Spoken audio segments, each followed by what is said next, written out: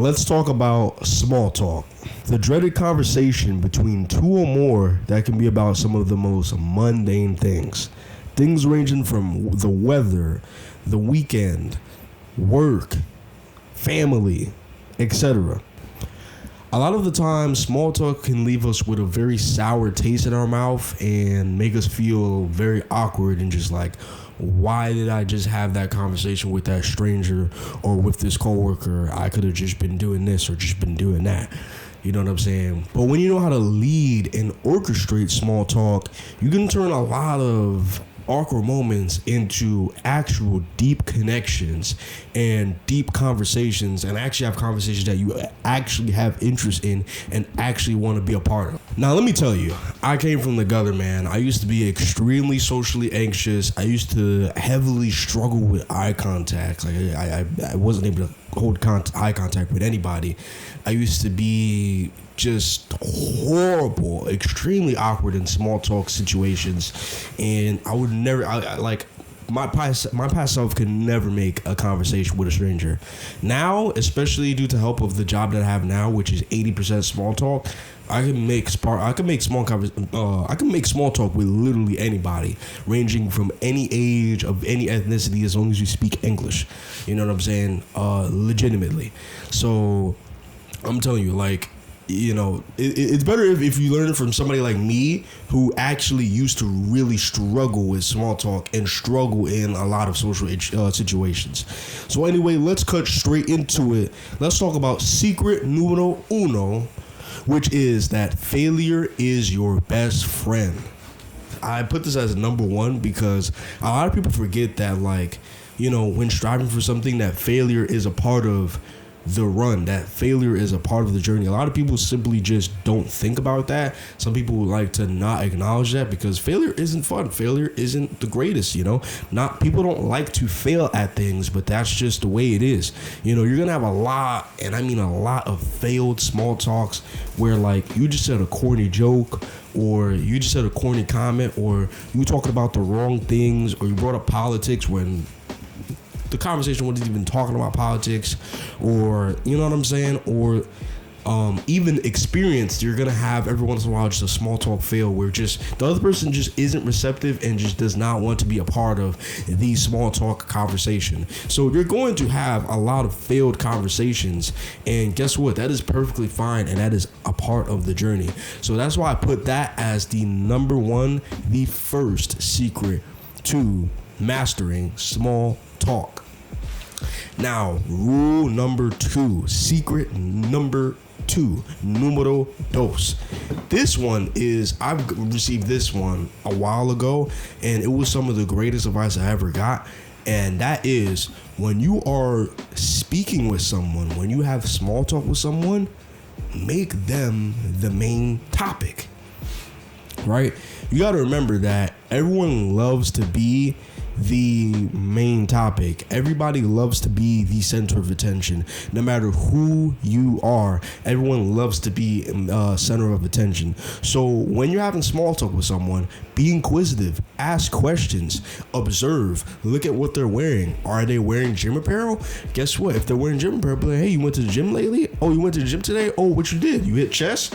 Oh, all right, bet. What's your bench? Oh, nah, that's fire. Yeah. I just did bench like a couple of days ago. I'm still a little sore, but you know what I'm saying? I just be doing my thing. I'm, you know, just trying to do what I got to do. You know what I'm saying? Oh, how long you went to the, and bam. You see how literally, right? Of course, that's a fake conversation, but guess what? You can make that conversation with somebody. It's going to hit with someone, right? You can literally spark up a conversation by simply observing somebody, looking at their apparel, and bam, just start yapping and just start talking. You know what I'm saying? And you made them the main topic, and guess what? They're gonna leave that conversation with a slightly inflated ego because they're like, wow, somebody was actually asking about me and genuinely asked me something, and not just how are you. They asked me, oh wow, how, like, you know, they asked me, and they looked at what I was wearing, and they started a conversation about something that I love, the gym, or something that I love, fashion, or they started a conversation about my hair, or whatever. You know what I'm saying? Make the person that you're speaking to the main topic, because guess what? People love being center of attention, and that's how I've made so many different connections through small talk, is by making them or their pet or whoever the main topic. Now let's talk about secret number 3, and simply avoid overly speaking about yourself. Now I'm also referring to the last secret I just spoke to. But now I'm not saying like don't talk about yourself at all and only talk about them. What I'm saying is know how to insert yourself, because guess what? You never want to come off as pompous, as prideful, as self-conceited when making small talk with someone.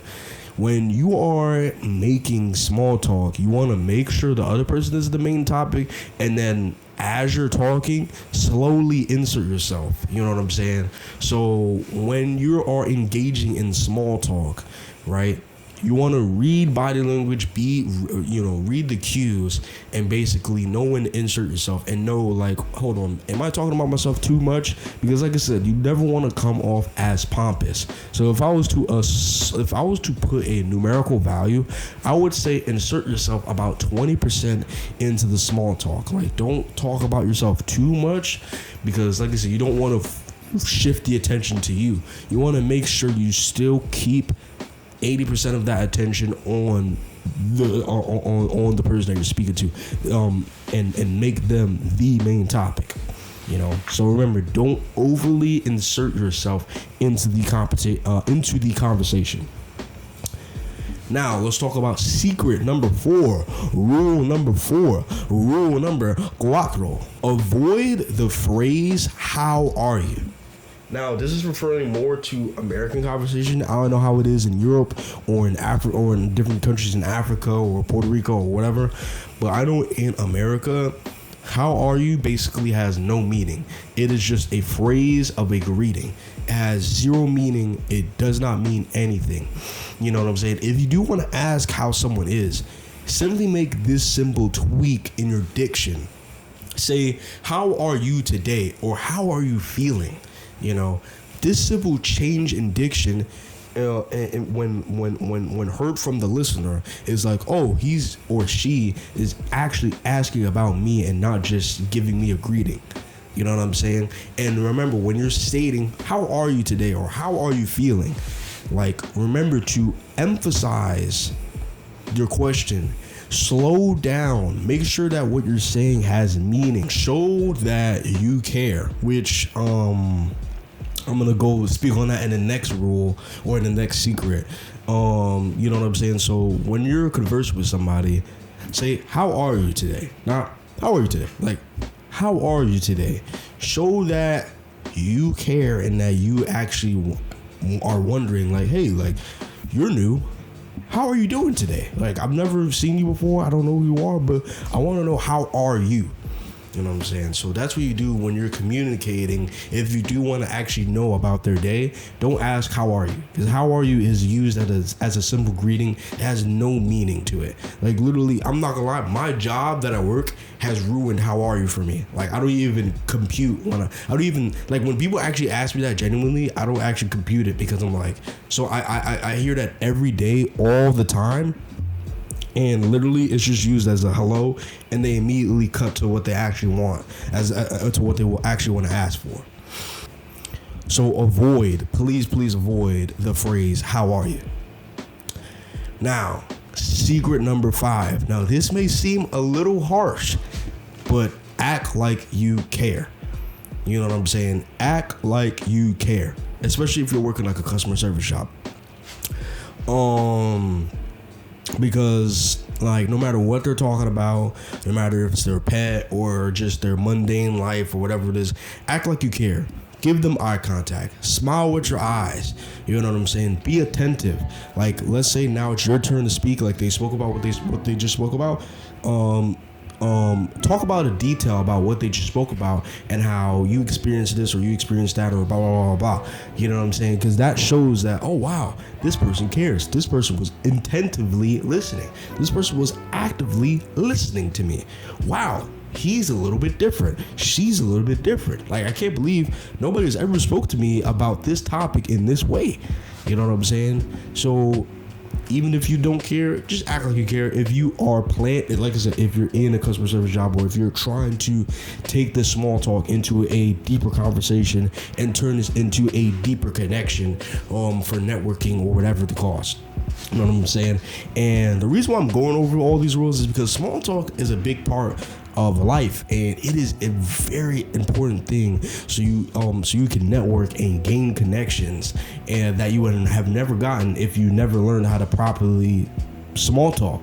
You know what I'm saying? So yeah, tell me what you have learned from this. Tell me how this and apply it to your everyday and see how it affects you. You know what I'm saying? Because I know it affects me greatly. You know what I'm saying? And it's allowed me to be able to connect with so many people of so many different races and ages, to where like now I can literally spark up a conversation with anybody. You know what I'm saying? So, you know. And like I said, I'm just giving you what I've learned over the years. And the thing is, there's even more secrets to it. And honestly, I'm probably going to drop another video on that. I just don't want this video to be too long. But there's a whole bunch of other stuff, you know what I'm saying?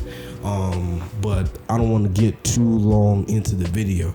I hope this video helped you guys, and hope you guys enjoy it. It's been the Don's Journey. I shall see you guys in the next video.